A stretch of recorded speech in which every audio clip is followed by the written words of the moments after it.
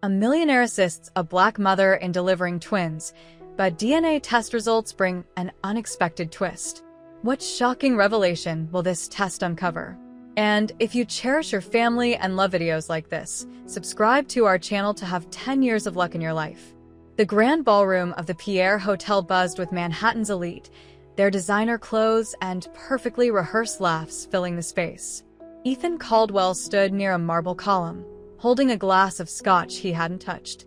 Despite being surrounded by hundreds of people at this charity gala, he felt utterly alone. His success in the tech industry had earned him a spot among New York's most influential figures, but tonight, the emptiness in his chest felt heavier than usual. He watched as Robert Sterling, a fellow investor, orchestrated another hollow conversation about market predictions and startup valuations. The words floated around him like white noise. Ethan had heard these same discussions countless times before, each one more superficial than the last. His company's latest acquisition had made headlines in the Wall Street Journal, yet here he was, feeling like an imposter in his own world. The chandelier light reflected off his expensive watch, a recent purchase he couldn't remember why he'd made. At 42, Ethan had achieved everything society deemed important: wealth, status, influence. Yet as he observed the carefully choreographed social dance around him, he couldn't shake the feeling that he was missing something fundamental. In a quieter corner of the ballroom, away from the primary circulation of wealth and influence, Ethan noticed two women engaged in an earnest conversation. One of them, wearing a simple but elegant black dress, gestured animatedly as she spoke. Unlike the practiced movements of the other guests, her gestures were natural, unrestrained. She was visibly pregnant, and something about her presence drew Ethan's attention. Moving closer, he overheard fragments of their conversation. "The hospital bills are just the beginning, Sarah," the pregnant woman said, her voice carrying both strength and worry. "With twins coming, I need to think about childcare, a bigger apartment." She stopped mid-sentence, noticing Ethan's presence. "I'm sorry," Ethan said quickly, realizing he'd been eavesdropping. "I couldn't help but overhear. I'm Ethan Caldwell." He extended his hand, expecting the usual recognition his name carried in these circles. Instead, the woman gave him a measured look before accepting his handshake. "Jamila Johnson. And this is my friend Sarah Martinez." Her grip was firm, her eyes direct and unafraid. Sarah excused herself, leaving Ethan and Jamila in an unexpected moment of genuine conversation. Jamila worked as a program coordinator at a local community center, she explained, and had been invited to the gala by a board member who appreciated her work with at-risk youth. "It's quite a contrast," Jamila said, gesturing to the opulent surroundings. "Tomorrow morning, I'll be back at the center, trying to figure out how to stretch our budget to help more kids." Ethan found himself sharing more than he usually would at these events. He told her about growing up in Boston, about his early days coding in his garage, about the loneliness that came with success. Jamila listened without judgment, occasionally offering insights that cut through his carefully constructed narratives. "So you built an empire," she said, "but you're not sure what it's for?" Her directness was refreshing, almost startling. "I suppose that's accurate," Ethan admitted. "What about you? What drives you?" Jamila rested a hand on her pregnant belly. "Necessity, mostly. And hope. These babies deserve every chance I can give them, even if I have to fight twice as hard to provide it." Their conversation continued, delving deeper than the usual social pleasantries. Jamila spoke about her dreams for her children, her determination to create a port, unities for them despite the obstacles she faced. Ethan found himself drawn to her resilience, her clear-eyed view of the world, and her unwavering focus on what truly mattered. As the evening wore on, Ethan realized this was the first real conversation he'd had in months. Jamila's authenticity made the rest of the gala seem like an elaborate performance in comparison. When she spoke about her challenges, there was no self-pity, only a practical assessment of obstacles to overcome. The meeting left Ethan with a sense of disquiet he couldn't shake. In Jamila's presence, the arbitrary nature of his success became more apparent, and the emptiness of his achievements more pronounced. Yet simultaneously, he felt more grounded than he had in years, as if their brief interaction had reminded him of something essential he'd forgotten along his path to success. This first meeting would prove to be the catalyst for changes neither of them could have anticipated, setting in motion events that would challenge their assumptions about life, success, and what truly constitutes wealth. 2 weeks after the charity gala, Ethan sat in his office on the 48th floor of a gleaming Manhattan skyscraper, unable to focus on the acquisition papers before him. His thoughts kept drifting to Jamila and their conversation.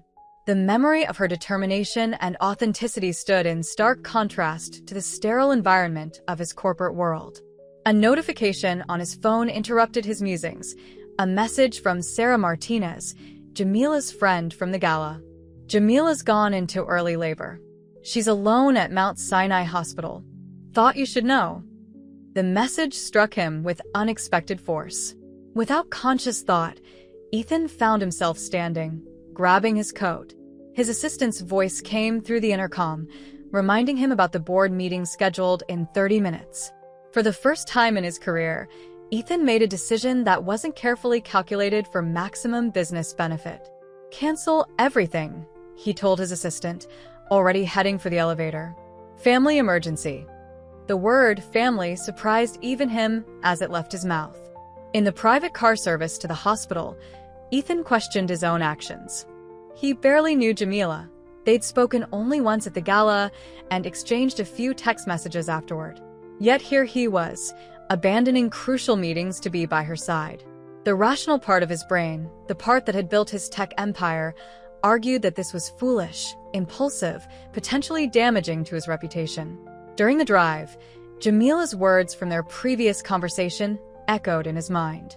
She had spoken about her plans for the twins, her determination to provide them with educational opportunities, her dreams of starting a small business that would give them security, her fear that the system was stacked against single mothers, especially women of color.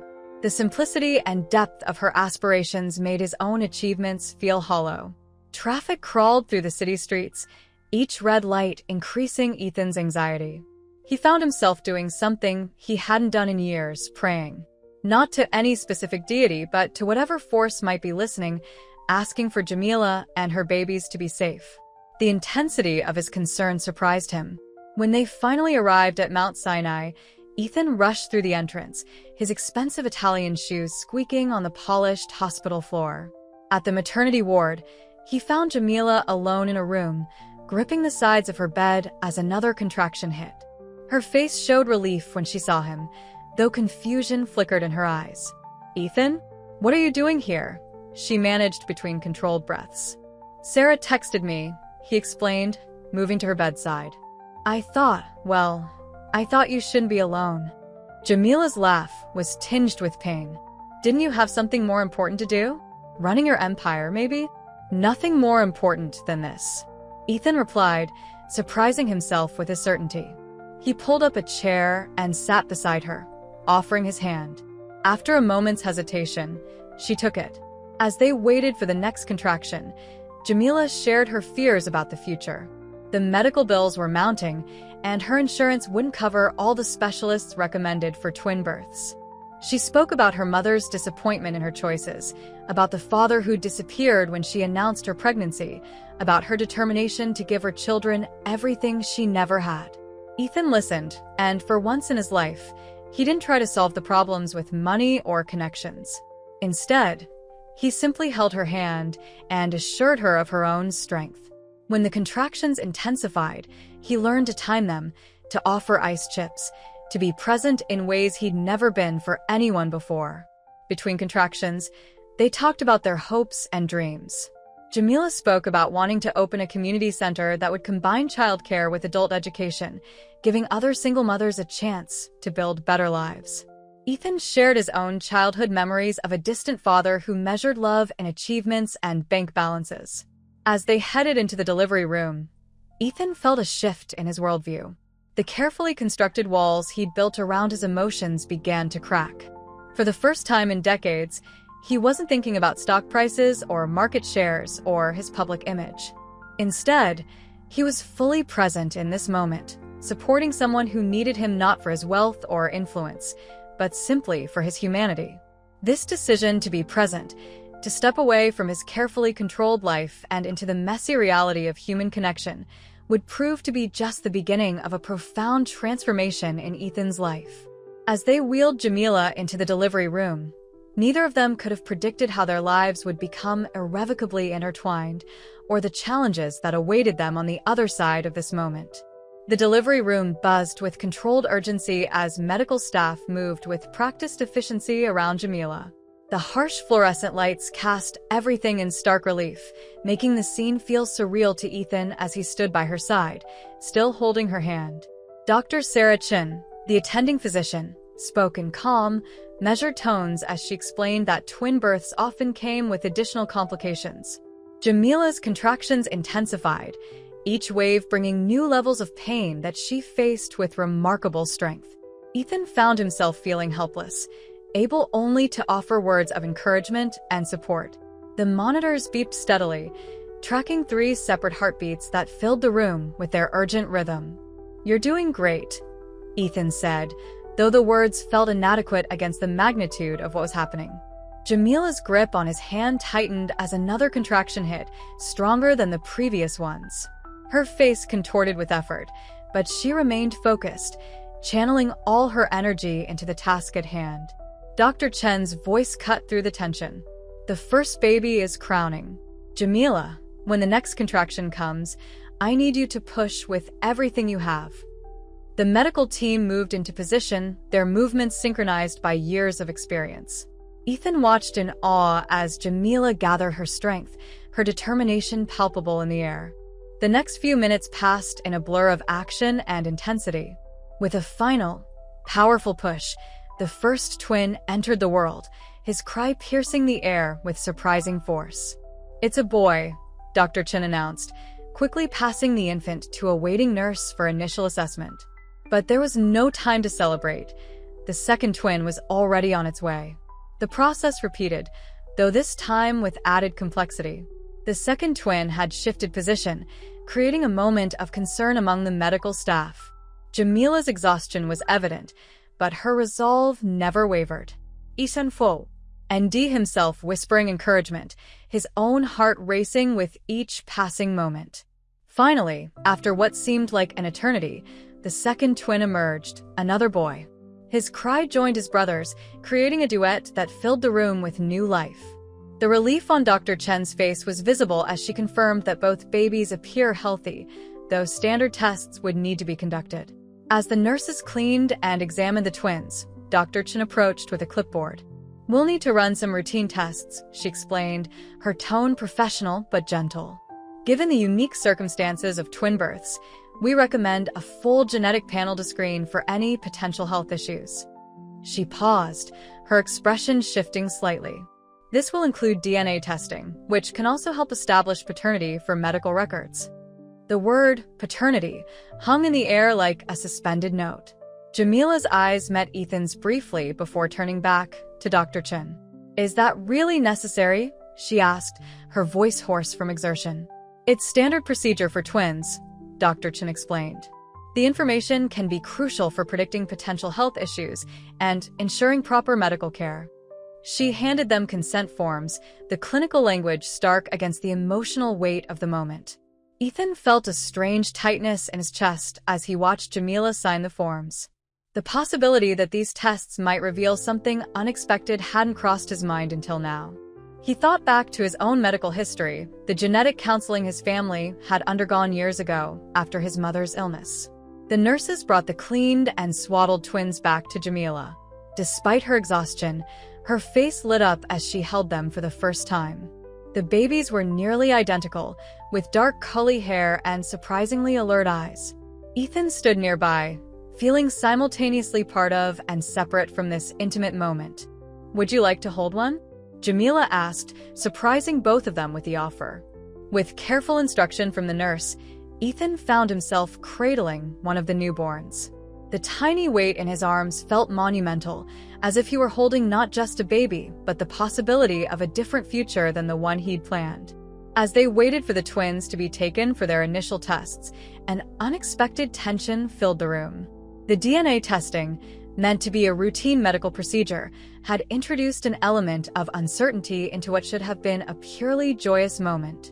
Neither Ethan nor Jamila spoke about it directly, but both felt the weight of potential revelations hanging over them.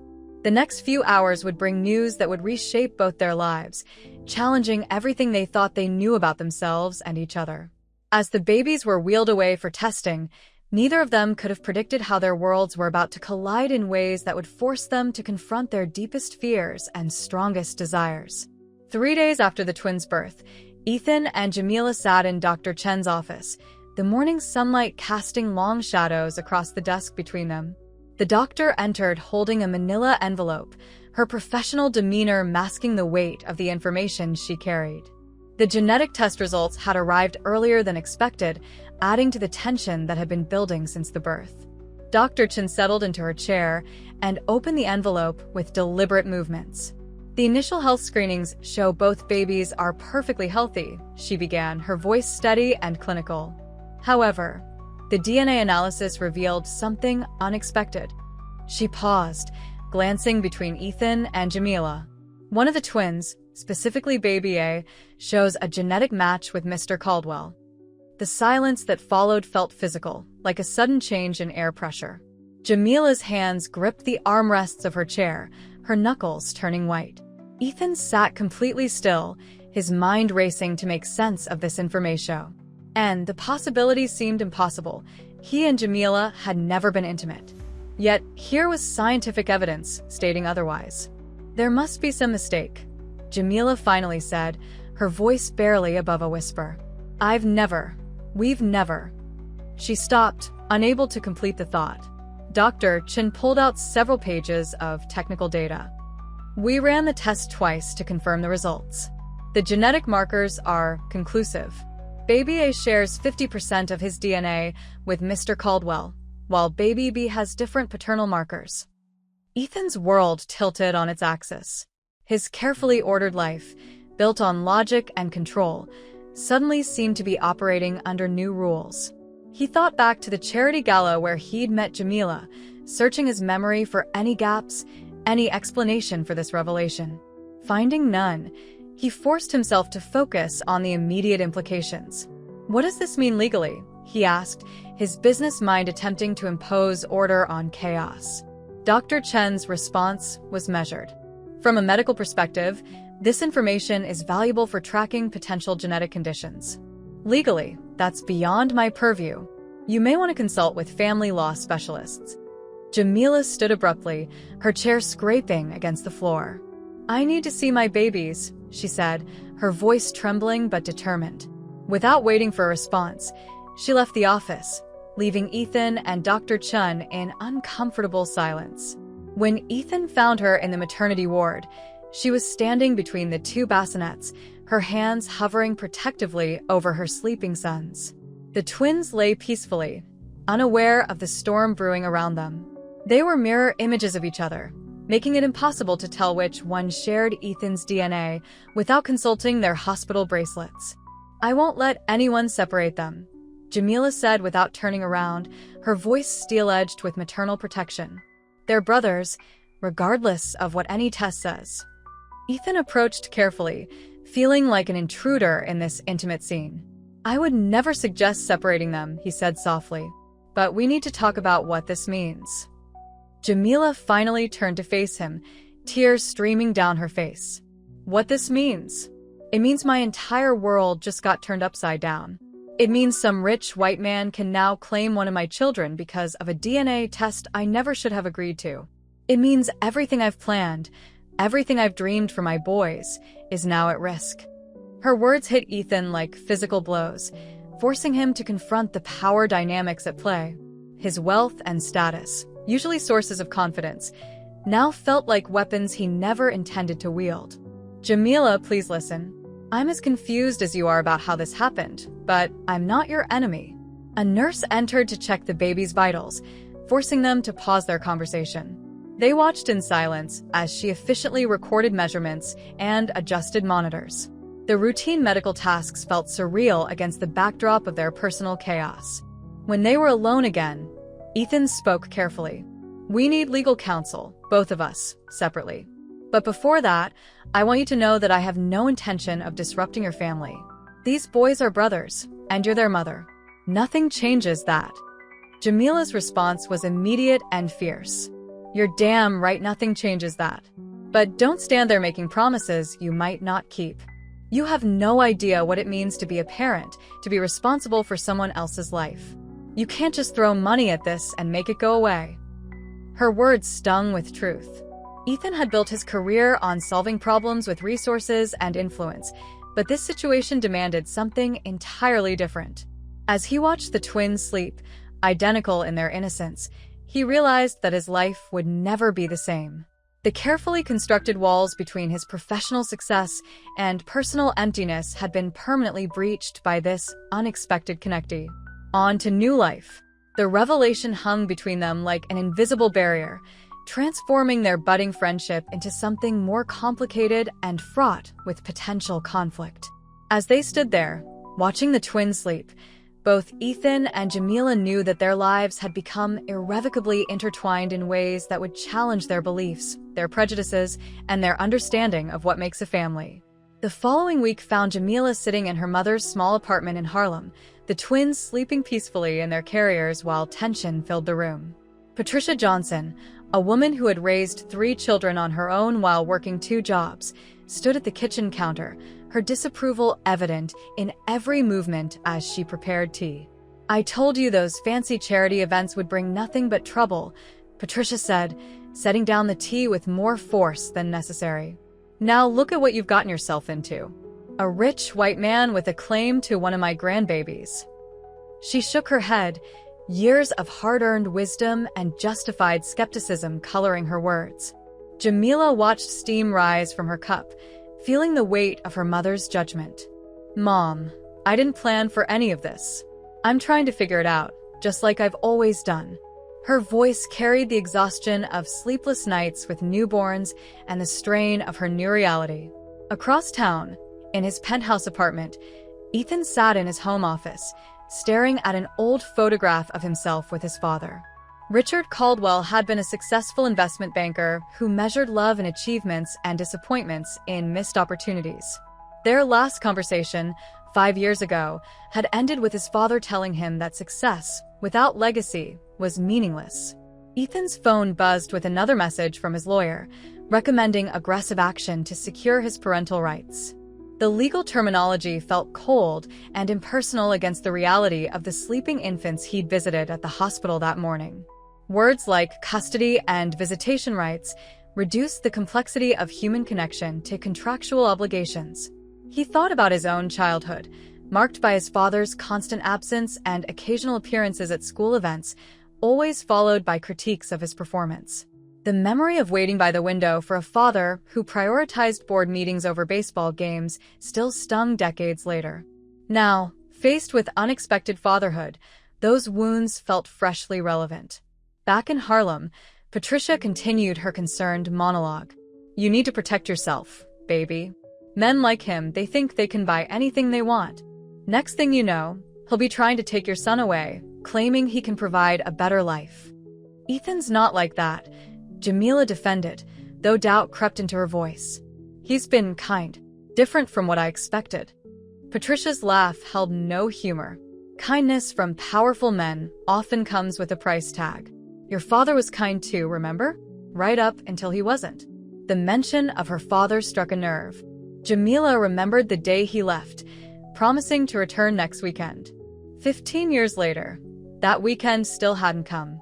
Now, looking at her own sons, she couldn't imagine any parent willingly walking away from their child. Meanwhile, Ethan found himself driving through the city, ending up outside his father's old office building. The imposing structure seemed to mock his current situation. Inside that building, Richard Caldwell had built an empire while losing his family. Now Ethan faced the possibility of following the same path in reverse, gaining a family while potentially risking his carefully built success. A tentative friendship had begun forming between Ethan and Jamila, built on late-night text messages about feeding schedules and diaper changes. But their conversations remained careful, each aware of the power dynamics and cultural barriers between them. Every interaction carried the weight of their different worlds colliding. One evening, as Jamila watched the twins sleep, she received a message from Ethan. "Can we talk? About everything?" The simple request carried complicated implications. She looked at her sleeping sons, identical in their peaceful slumber, and felt the weight of decisions that would affect not just her life, but theirs as well. Their attempt at honest conversation revealed the depth of their fears and prejudices. Jamila spoke about her concerns that Ethan's wealth would eventually separate her family, while Ethan confronted his own anxieties about repeating his father's emotional absence. Their different backgrounds created a minefield of misunderstandings, yet their shared concern for the twins provided common ground. As days passed, both found themselves questioning their assumptions and confronting their pasts. Ethan began examining his definition of success, wondering if his father's emphasis on achievement had left him unprepared for genuine human connection. Jamila struggled with allowing someone else into the carefully constructed world she'd built for herself and her children, fighting against years of learned self-reliance. Their personal conflicts reflected larger societal issues, race, class, privilege, that couldn't be resolved with simple solutions or good intentions. Yet in the midst of these challenges, something unexpected began to grow, a fragile understanding based on mutual respect and shared responsibility for two innocent lives that connected them irrevocably. The first public outing with the twins occurred at Central Park on a crisp autumn morning. Ethan had suggested meeting there, thinking the neutral territory might ease their growing tensions. He sat beside Jamila on a bench near the conservatory garden, helping her manage the double stroller while passing joggers and tourists cast curious glances their way. An elderly couple slowed as they passed, the woman's disapproving gaze lingering on Jamila before shifting to Ethan. "Things certainly have changed in this city," the woman muttered to her husband, loud enough to be heard. Ethan felt his face flush with anger, while Jamila's expression remained carefully neutral, a practiced response that spoke volumes about her experiences. "You don't have to say anything," Jamila said quietly, noticing Ethan's clenched jaw. "This is my normal. The looks, the comments, the assumptions. Welcome to my world." The incident sparked a series of uncomfortable encounters that forced both of them to confront the realities of their situation. At a high-end baby boutique where Ethan insisted on shopping for supplies, the sales associate automatically addressed all questions to him, despite Jamila being the one with actual parenting experience. When Jamila pulled out her own credit card to pay for additional items, the associate's demeanor notably cooled. These experiences affected Ethan deeply, challenging his previously abstract understanding of privilege. During a business lunch at his private club, a colleague made a casual remark about baby mamas that would have passed unnoticed weeks ago. Now, Ethan found himself standing up abruptly, his voice sharp as he defended Jamila's dignity, surprising both himself and his associates. At the community center where Jamila worked, the whispers began as soon as news spread about the twins' paternity. Longtime supporters suddenly became hesitant about program funding, citing concerns about changing demographics. The center's director, though supportive to Jamila's face, began excluding her from donor meetings. One afternoon, while they sat in a pediatrician's waiting room, an older Black woman approached Jamila. "Baby girl," she said softly, though her words carried judgment, "don't you think these children deserve a more traditional family structure?" The woman's well-intentioned concern cut deeper than any overtly racist comment. Ethan witnessed Jamila's struggle to mate, eyeing her composure as she replied, "My children deserve love, security, and respect. That's what I'm giving them, along with their father, in our own way." Her voice remained steady, but her hands trembled as she adjusted the twins' blankets. The prejudices they faced came from all directions. Ethan's board members made veiled suggestions about public image and company stability. Jamila's church community, usually a source of support, became a minefield of uncomfortable questions and unsolicited advice. Even their families contributed to the pressure, Patricia's protective skepticism clashing with the cold disapproval of Ethan's social circle. During a particularly difficult week, Ethan arrived at Jamila's apartment to find her in tears.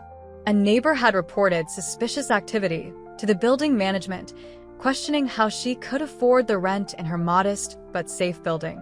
The implied racism of the complaint was clear, despite its careful wording. "I've dealt with this my entire life," Jamila explained, wiping her eyes. "But now it's different.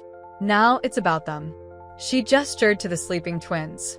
"Every time someone looks at us sideways, every whispered comment, every judgment, they'll feel it too. How do I protect them from that?" Ethan sat beside her, understanding for the first time the true weight of their situation. His presence in Jamila's life, meant to provide support, had inadvertently exposed her to new forms of prejudice while amplifying existing ones. The complexity of their relationship challenged people's assumptions about race, class, and family structure in ways that provoked both subtle and overt resistance. Together, they began creating a protective space for their unconventional family. They found a coffee shop where the staff treated them with genuine warmth, a pediatrician who spoke to both parents with equal respect, and eventually other parents who looked past their differences to see the love they shared for their children.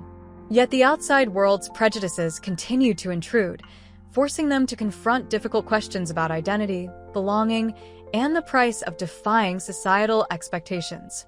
These challenges strengthened their resolve to create a better world for their sons, even as they struggled to navigate the complicated terrain of their own relationship. In the quiet hours of a Sunday morning, Ethan paced his penthouse apartment, his phone displaying a series of missed calls from his largest investor. The previous day's New York Post had run a story about his secret family, complete with grainy photos of him and Jamila at the park. The stock price of his company had dropped 3 points in after-hours trading, and his PR team was in crisis mode. Meanwhile, Jamila sat in her apartment's small kitchen, surrounded by unpaid medical bills and daycare applications. The twins slept in their shared crib, their peaceful breathing contrasting sharply with the storm of emotions in their mother's heart. She held a legal document in her trembling hands, a formal request for a custody arrangement that Ethan's lawyers had delivered the previous day. The tension between them finally erupted during an impromptu meeting at Jamila's apartment. "You just don't get it, do you?" she challenged, her voice tight with frustration. "Every time your lawyers send another document, every time you try to fix things with money, you're sending a message that I'm not capable of providing for my own children." Ethan ran his hands through his disheveled hair, his usual polished appearance showing signs of strain. "I'm trying to protect them, to protect all of us. My whole life is about calculating risks and preventing problems before they happen. This is what I know how to do." "But this isn't a business deal." Jamila's voice cracked with emotion. "These are our children, not assets to be managed. Every time you treat this situation like a problem to be solved, you're devaluing everything I've built. Very thing I am." Their argument escalated, bringing to the surface months of unspoken fears and resentments. Ethan confessed his terror of becoming like his father, present in photographs, but absent in moments that mattered. Jamila revealed her deep-seated fear that Ethan would eventually use his resources to take her son away, splitting up the twins in the name of providing a better life. "Do you know what it's like?" Jamila asked, tears streaming down her face. "To love someone so much that the thought of losing them keeps you awake at night? These boys are everything to me. Everything. And you waltz in with your lawyers and your money and your solutions, acting like you know what's best for them after a few months." Ethan stood by the window, looking out at the city lights. "And do you know what it's like to discover you're a father and feel completely unprepared? To want to do everything right but realize that everything you've achieved, everything you thought made you successful, means nothing in this context." The twins began crying in the next room, their wails adding to the emotional chaos. Both parents moved automatically to comfort them, their shared instinct to protect their children momentarily overwhelming their personal conflict. As they stood over the crib, watching their sons settle back to sleep, the weight of their situation pressed down on them. "I'm not going anywhere," Ethan said softly, his voice rough with emotion. "But I don't know how to do this. My whole life has been about control, about knowing the next step. This terrifies me." Jamila touched one of the twins' cheeks gently. And my whole life has been about independence, about proving I don't need anyone else. Now I have to trust someone I barely know with the most important things in my life.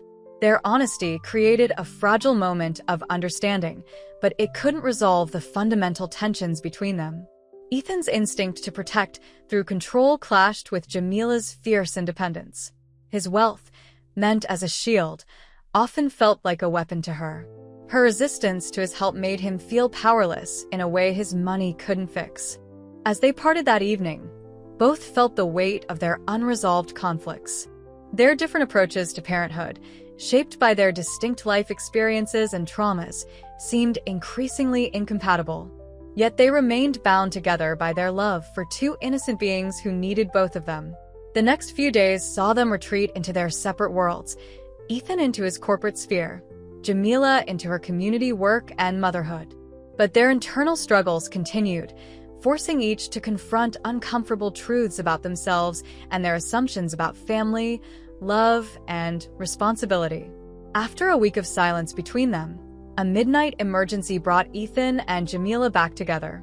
One of the twins, Marcus, developed a high fever, prompting a rushed visit to the emergency room.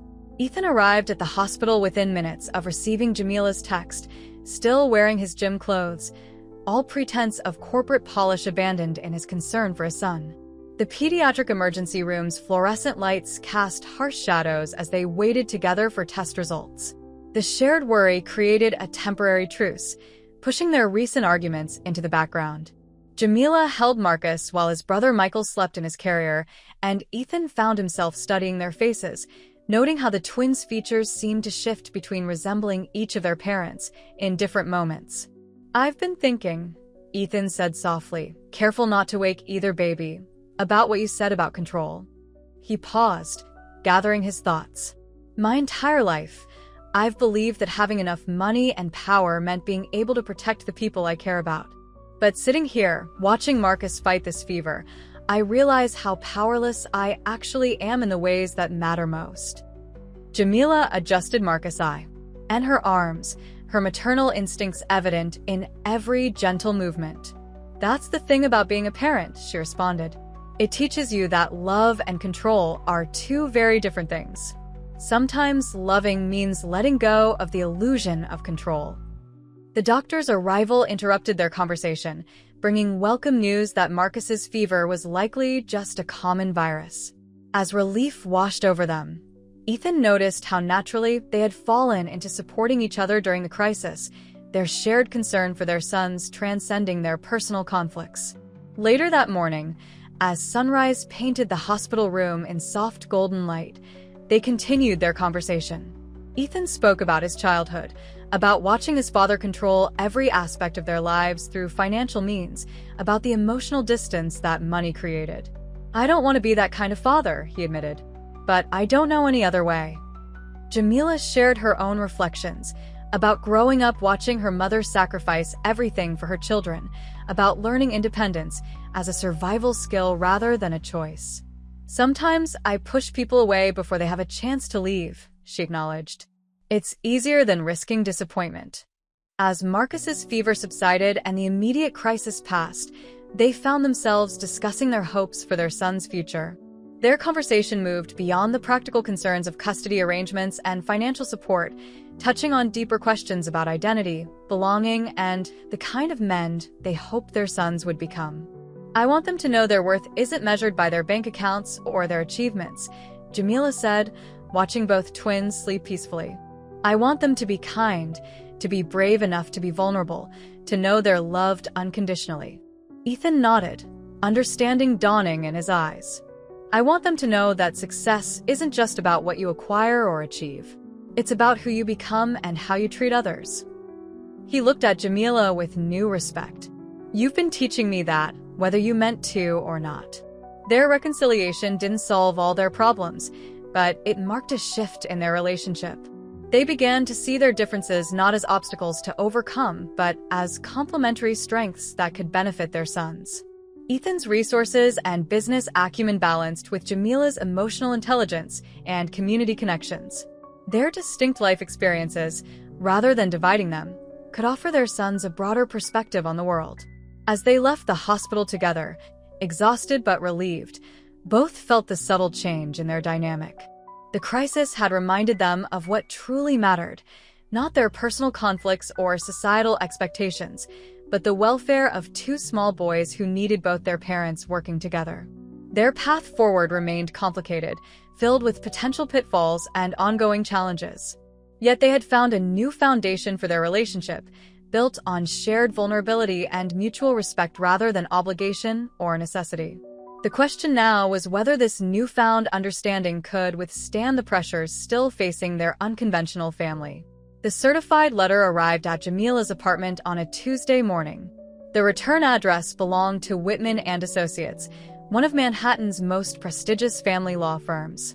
Inside, formal legal language outlined a custody challenge based on financial stability and capability to provide adequate care.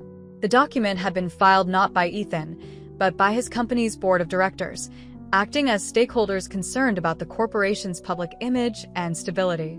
Ethan learned about the filing during an emergency board meeting. Harrison Whitman, the silver-haired senior partner of the law firm, presented the case with cold efficiency. The company's value has dropped 15% since news of your situation became public. Harrison explained, gesturing to charts displaying declining stock prices. Our shareholders demand action to protect their investments. The most straightforward solution is to establish clear custody arrangements that minimize public controversy. The conference room fell silent as Ethan absorbed the implications. His board had effectively forced his hand, using corporate bylaws and shareholder interests to interfere in his personal life. The same mechanisms he had once used to build his empire were now being turned against him, threatening to tear apart the delicate family balance he and Jamila had begun to establish. Across town, Jamila met with Maya Rodriguez, a community legal aid attorney who had become both her counsel and confidant. They're using their resources to paint you as an inadequate parent, Maya explained, her finger tracing the relevant passages in the legal document. They'll argue that the twins would have better opportunities in Ethan's exclusive custody. Your part-time work at the community center, your modest apartment, even your reliance on public transportation, they'll twist everything to support their narrative. The situation forced both Ethan and Jamila to confront impossible choices. For Ethan, supporting Jamila meant risking not just his personal wealth, but the livelihoods of hundreds of employees who depended on his company's stability. Standing against his board could trigger clauses in his contract that might force him out of the company he had built from nothing. Jamila faced equally devastating options. Fighting the legal battle would drain her limited resources and potentially expose her children to years of court battles. Accepting any proposed settlement might mean losing partial custody of one of her sons, splitting up the twins in ways that went against everything she believed about family. The pressure mounted as media attention increased. Business publications speculated about corporate succession plans, while tabloids ran sensationalized stories about the tech billionaire's secret love child. Each new headline added weight to the board's argument about public image and corporate stability. One evening, as Jamila watched the twins play together on their activity mat, the full impact of potentially separating them hit her with physical force. Their connection was already evident. Michael would cry if Marcus was taken to another room, and Marcus wouldn't sleep without his brother nearby. The thought of breaking this bond made her physically ill. Ethan, meanwhile, found himself returning to memories of his own childhood, of weekend visits with his father that felt more like business appointments than family time. He remembered the hollow feeling of living in two separate worlds, never fully belonging in either. The thought of imposing that same emotional burden on a son was unbearable. The legal pressure forced them to discuss options they had previously considered unthinkable. Late one night, after the twins were asleep, Ethan and Jamila sat at her small kitchen table, surrounded by legal papers and custody proposals. "I could resign," Ethan suggested, his voice rough with emotion. "Walk away from the company. Use my savings to fight this." Jamila shook her head, understanding the magnitude of what he was offering. "They'd still come after us. Your resignation would only prove their point about instability. Besides, you've built something important. Walking away won't solve this." As they talked through the night, the reality of their situation became clear. The board's legal challenge wasn't just about custody. It was an attempt to force their unconventional family into a conventional mold, to make their relationship fit corporate expectations and societal norms. Fighting it would require more than just legal strategies. It would demand a fundamental challenge to the systems that had both privileged and constrained them. The decision they faced went beyond choosing between wealth and family, between corporate stability and personal integrity. It required them to define what family meant to them, to determine what values they wanted their sons to inherit, and to consider what success truly looked like in a world that often confused wealth with worth. As dawn approached, they began to formulate a plan, one that would require both of them to risk everything they had built, but might offer a chance to create something new and meaningful in its place. The difficult decision wasn't just about legal strategy. It was about choosing the kind of world they wanted their sons to grow up in. The family court hearing was scheduled for a crisp October morning, the kind of day that painted Central Park in brilliant autumn colors. The courthouse steps were crowded with reporters and photographers, their presence underlining the high-stakes nature of the case. Inside courtroom 304, Judge Maria Henderson prepared to hear arguments that would determine not just the future of two small boys, but potentially reshape how society viewed modern families. Ethan arrived first, dressed not in his usual expensive suit, but in a simple navy blazer and khakis. The choice was deliberate. This wasn't about the tech billionaire, but about a father fighting for his family. Jamila entered moments later, carrying herself with quiet dignity, her mother Patricia beside her for support. The twins, now 6 months old, remained at home with a trusted caregiver, their absence felt deeply by both parents. Harrison Whitman rose to present the board's case, his argument polished and practiced. He spoke of stability, of opportunities, of the clear advantages that would come from placing the twins, particularly Ethan's biological son, in an environment of privilege and access. His words were careful, coded, but their implication was clear. Wealth equated to superior parenting. When Ethan's turn came to speak, he did something unexpected. Instead of allowing his high-priced legal team to present their prepared statements, he asked to address the court directly. Judge Henderson, known for her no-nonsense approach, studied him carefully before nodding her assent. "Your Honor," Ethan began, his voice steady despite his nerves, "until 6 months ago, I thought I knew what success looked like. I measured it in stock prices, market share, and acquisition deals. I lived in a world where everything had a value, and every problem had a solution that money could buy." He paused, looking at Jamila before continuing. "Then I met an extraordinary woman who showed me what true wealth looks like." The courtroom fell silent as Ethan described his journey from that first meeting at the charity gala to the present moment.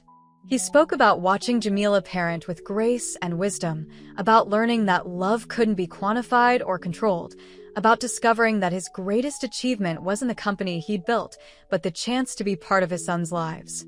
"These past months have taught me that family isn't about DNA tests or trust funds," he continued. "It's about showing up every day, about choosing to love and support each other even when it's difficult. It's about putting the welfare of our children above our own comfort or convenience." Then, in a move that sent shockwaves through the corporate world, Ethan announced his decision to restructure his company. He had spent the past weeks working with a team of progressive corporate lawyers to create a new type of family-friendly corporate structure, one that would prioritize employee well-being and community impact alongside profit margins. "I'm not just fighting for custody of my son," he declared. "I'm fighting for the right to define success on our own terms. To show our children that true wealth isn't measured in dollars, but in the strength of our connections and the courage of our convictions." When it was Jamila's turn to speak, she rose with quiet confidence. Rather than defend her parent, ING, or financial status, she spoke about the twins' bond, about their daily moments of connection and growth. She described how Michael would reach for Marcus in his sleep, how they had developed their own twin language of gurgles and gestures. "These boys are teaching us what family really means," she said, her voice clear and strong. "They don't see color or class divisions. They don't care about stock prices or social status. They just know love, and they deserve to grow up in a world that values that love above all else. Judge Henderson, who had presided over hundreds of custody cases, recognized that she faced a unique situation. The case before her wasn't really about custody at all. It was about challenging systemic inequalities and redefining family in modern society. Her ruling, when it came, was groundbreaking. She not only dismissed the board's custody challenge, but also established legal precedent for protecting non-traditional family structures. Her decision emphasized that wealth disparities alone couldn't determine parental fitness and that maintaining sibling bonds, especially between twins, should be given significant weight in custody determinations. The aftermath of the hearing brought unexpected changes. Ethan's new corporate structure, though initially met with skepticism, began attracting attention from progressive investors and companies interested in balancing profit with social responsibility.